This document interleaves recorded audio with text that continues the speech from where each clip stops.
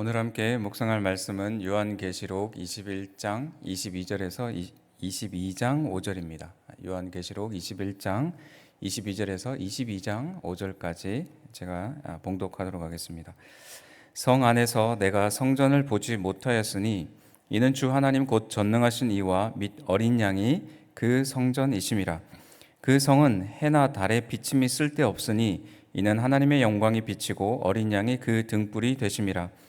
만국이 그 빛 가운데로 다니고 땅의 왕들이 자기 영광을 가지고 그리로 들어가리라.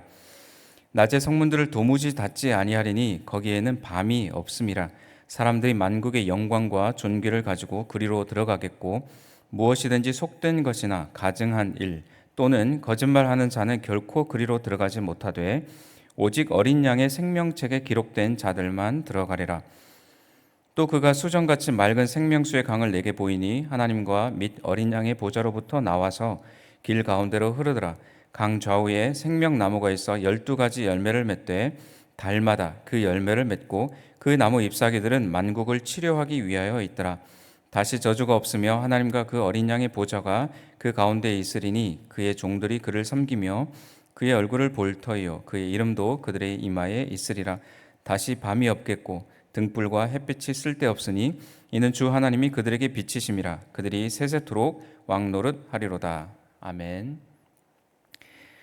어릴 적에 어머니와 함께 시골에서 기차를 타고 서울을 오면 아주 설레었습니다. 그러나 기차를 탄다는 그 설레임도 잠시이고 5시간 정도 예전에 통일호를 타고 올라오게 되면 몸이 꼬이고 지루하기도 하고 한자리에 가만히 앉아 있는 것이 어린 저로서는 쉬운 일이 아니었습니다. 그나마 앉아서 오면 다행이지만 대부분은 많은 승객들로 인해서 지정된 좌석에 앉지 못하고 입석으로 올 때가 많았습니다. 벽에 등이라도 기댈 수 있는 문 쪽의 틈새 공간이라도 잡으면 다행인데 그마저도 어려워서 아예 기차 밖으로 기차 연결 통로에서 타고 올 때도 있었습니다. 새마을호를 타면 좋을 텐데 가격이 비쌉니다. 비둘기호를 타지 않는 걸 다행으로 생각해야 했습니다. 그러다가 수원쯤에 오면 서울이 이제 가까이 왔다는 것을 알게 되고 곧 기차에서 이제 내릴 수 있겠구나라는 희망을 가지게 됩니다. 그리고 한 번도 내리지도 않아 봤고 가보지도 않았던 영등포역, 그 영등포역이지만 안내 멘트에 자, 이제 정차역은 영등포역입니다. 이런 방송이 나오면 영등포역이 그렇게 반가울 수가 없었습니다. 이제 진짜 내리는 시간이 가까웠기 때문입니다. 요즘도 아이들과 함께 어디 갈 때면 차에 타자마자 출발한 지 얼마 되지도 않았는데 얼마나 남았어요? 언제 몇 시에 도착해요? 이렇게 질문을 합니다. 우리가 성경을 여행을 하다 보면 성경에도 종착역이 있습니다. 요한계시록 21장, 22장이 그런 부분입니다. 어제 7월부터 이제 요한계시록을 계속 묵상해 왔는데 이제 결론 부분에 도달했습니다. 요한계시록을 같이 묵상해 오느라 성도님들 수고가 많으셨습니다. 내일이면 요한계시록 묵상이 끝이 나는데 이 묵상의 여행의 종착지를 앞두고 이 여행의 목적과 의미를 잘 깨닫기를 원합니다. 어제 본문에서 천사가 새 예루살렘의 성을 보여주었는데 그 성과 그 문들과 성벽을 살펴보았습니다. 이어서 오늘 본문에서는 성 안에 있는 성 안의 모습을 묘사를 해줍니다. 오늘 본문을 두 부분으로 나누면 22절에서 27절은 새 예루살렘 내부의 성 안의 모습을 보여줍니다. 22장 1절에서 5절은 에덴 동산의 회복에 대해서 말씀해 주고 있습니다. 첫 번째 먼저로 22절에서 27절을 살펴봅니다. 앞에서 12,000 스타디온, 그러니까 대략 2,400km가 되는 어마어마한 그 길이, 너비, 높이를 가진 그 도성의 엄청난 모습을 보았는데 이제 성 내부의 모습으로 접근해 봅니다. 그 정도의 규모의 성이라면 그 안에 있는 성전은 얼마나 웅장할까요? 기대가 되지 않겠습니까? 그런데 내부의 모습은 우리에게 놀라움을 줍니다. 22절 말씀에 성 안에서 내가 성전을 보지 못하였으니 이는 주 하나님 곧 전능하신 이와 및 어린 양이 그 성전임이라. 요한은 성전을 보지를 못합니다. 성전은 하나님과 사람을 이 땅에서는 이어주는 공간이었지만 이제는 하나님과 함께 거하기 때문에 성전의 필요성이 없어진 것이죠. 주 하나님 전능하신 이와 및 어린 양이 성전이라고 말합니다. 이전에는 성전이 있다는 것은 뭔가 분리라는 것을 의미를 했는데 이 분리를 연결해주는 커넥터, 성전이 필요했지만 이제는 다이렉트로 연결이 되니까 함께 있으니 이제 커넥터가 필요가 없게 된 것이죠. 하나님과의 완전한 임재, 그것을 경험하게 되는 것입니다. 23절에 그 성은 해나 달의 비침이 쓸데없으니 이는 하나님의 영광이 비치고 어린 양이 그 등불이 되심이라. 23절에서부터 25절까지 어떤 모습을 보여주냐면 밤도 어둠도 없다라고 묘사를 해줍니다. 어둠이 존재할 수가 없습니다. 예수님이 나는 세상의 빛이다 라고 하셨고 마태복음 5장에서는 너희도 세상의 빛이다 라고 말씀하셨습니다. 어둠은 빛과 사귈 수가 없고 어둠은 빛을 이길 수가 없습니다. 아무리 어둠이 있다 할지라도 그곳에 작은 빛이 있으면 그 빛은 그 공간에서 어둠을 물리치게 되어집니다. 하나님의 임재와 영광은 빛이 되어서 도성을 가득 채우기 때문에 부족함이 없습니다. 그러니 태양도 달도 필요가 없고 쓸데가 없어지게 되는 것이죠.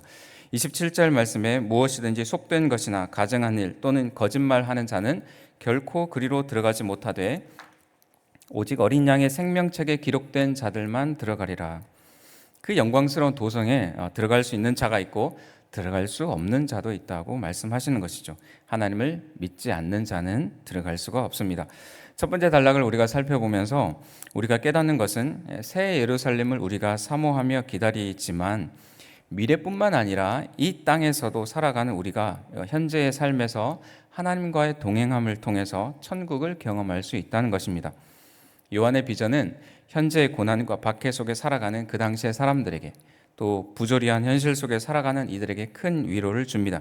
그러나 단지 미래를 위해서 기다리고 참고 하라는 것이 아니라 그럼에도 불구하고 하나님과 동행하며 함께 살아간다면 어떤 찬양의 가사처럼 주님과 함께 걷는 삶, 그것이 영원한 삶이라는 진리를 깨닫게 해주는 것입니다.